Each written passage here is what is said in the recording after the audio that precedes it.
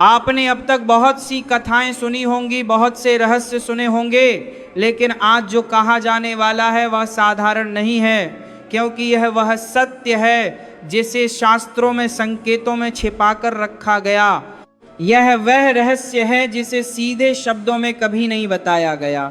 यह वह चेतावनी है जिसे समझने वाला जाग जाता है और जिसे ना समझे वह समय के साथ बह जाता है। इसलिए इस दिव्य कथा को अंत तक सुनिए, एक भी शब्द मत छोड़िए, क्योंकि हर वाक्य के भीतर एक और रहस्य छुपा हुआ है। और यदि आप इस सत्य को समझ गए तो कलयुग की चाल आपको भ्रमित नहीं कर पाएगी।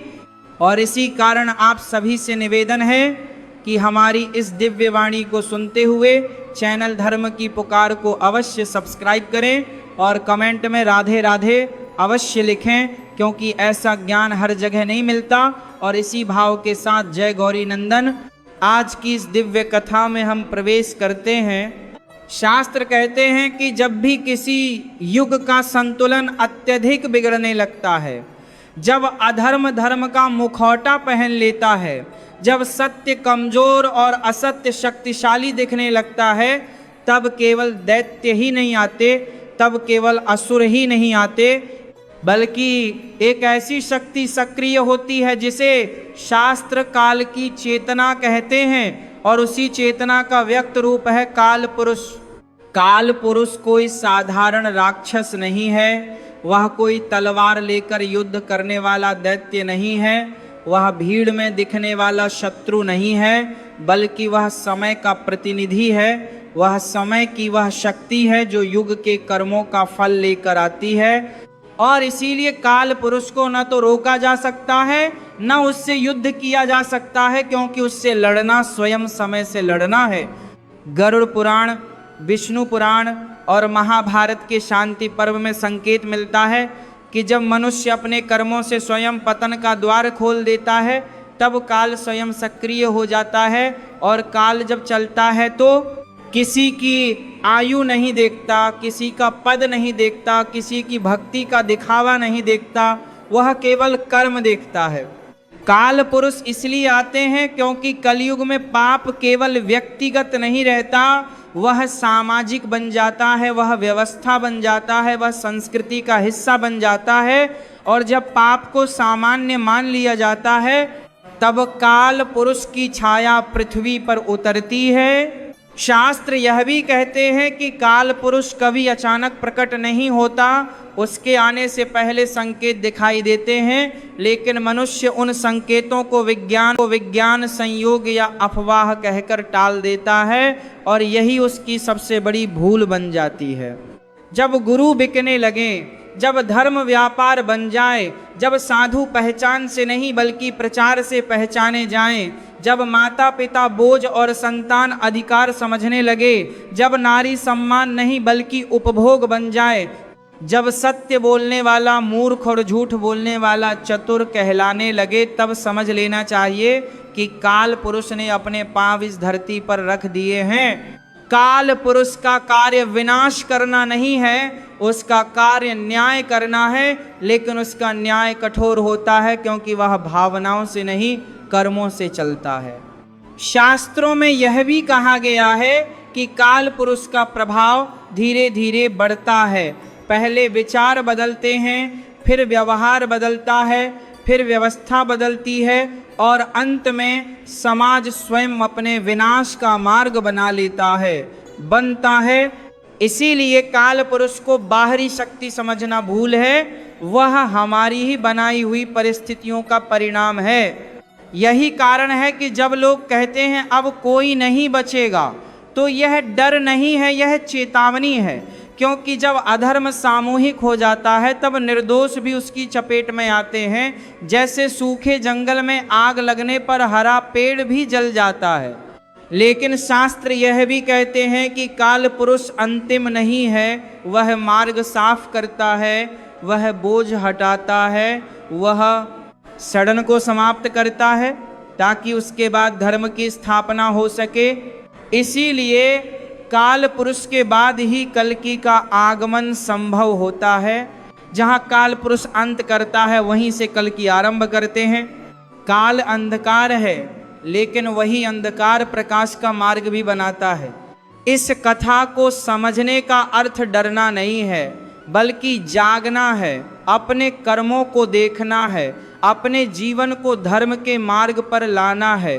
क्योंकि जो समय रहते सुधर गया, उस पर काल भी करुणा दिखाता है। शास्त्रों में जब काल पुरुष का वर्णन आता है तो उसे किसी एक रूप, किसी एक शरीर या किसी एक समय में बांधा नहीं गया है, बल्कि काल पुरुष को उस चेतना के रूप में बताया गया है जो मनुष्य के भीतर प्रवेश कर उसके विवेक को धीरे धीरे नष्ट कर देती है।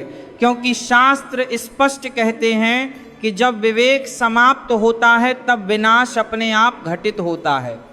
और इसी कारण काल पुरुष का आगमन शोर के साथ नहीं बल्कि चुप्पी के साथ होता है। वह तलवार लेकर नहीं आता, वह तर्क लेकर आता, वह डर दिखाकर नहीं बल्कि सुविधा दिखाकर मनुष्य को अपने पक्ष में कर लेता है।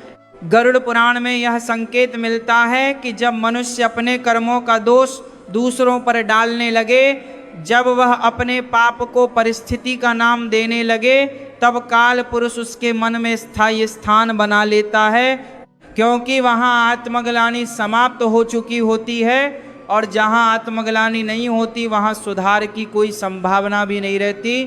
काल पुरुष का पहला प्रभाव यह होता है कि मनुष्य गलत को गलत कहना बंद कर देता है, और यही वह क्षण होता है जहाँ अधर्म को तर्क का कवच मिल जाता है। क्योंकि जब पाप को बुद्धिमानी और स्वार्थ को सफलता कहा जाने लगे, तब समाज बाहर से जीवित और भीतर से मृत हो जाता है।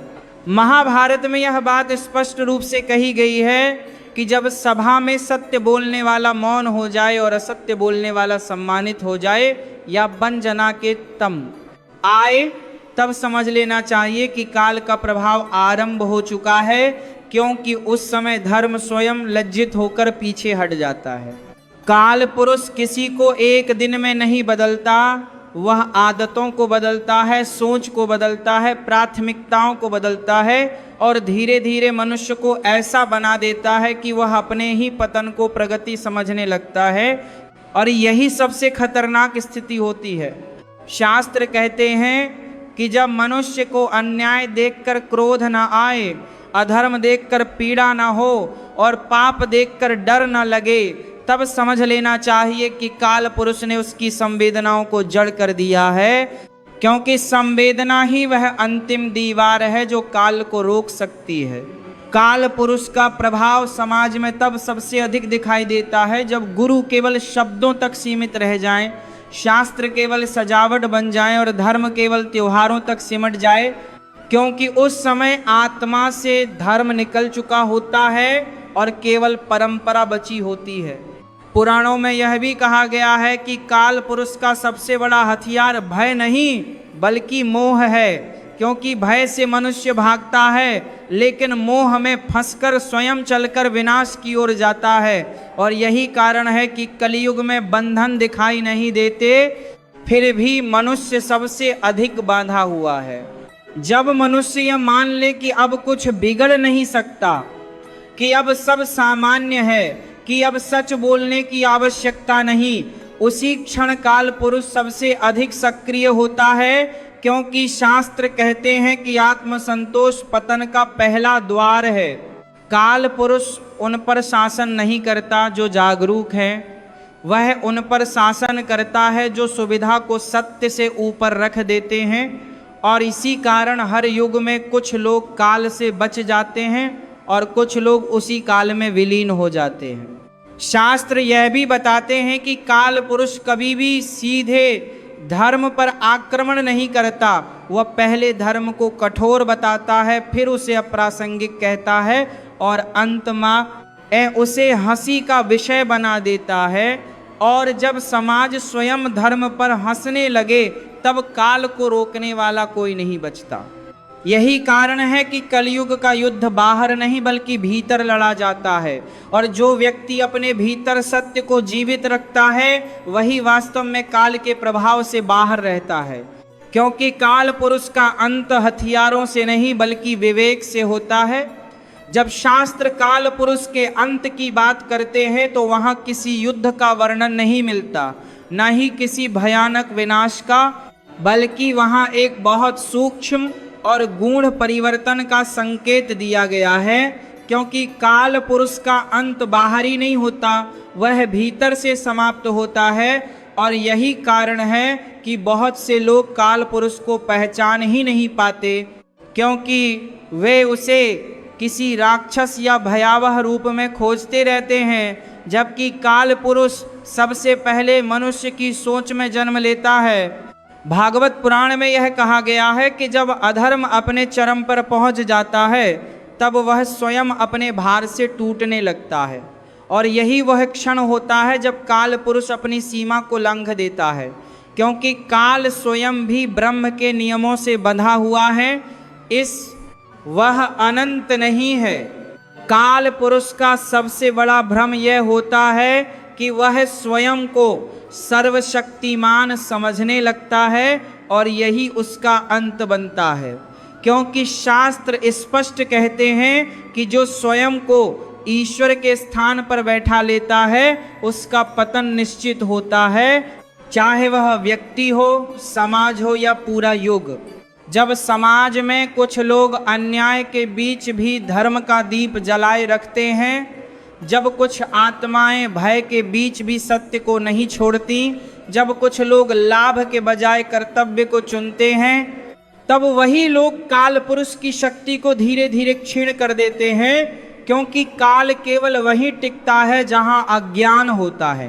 काल पुरुष का अंत किसी एक दिन नहीं होता, वह हर उस क्षण होता है जब कोई व्यक्ति पा के सामने झुकने से इनकार करता है, जब कोई व्यक्ति असत्य को स्वीकार नहीं करता, जब कोई व्यक्ति कहता है कि चाहे सब बदल जाएं मैं छोड़ूंगा।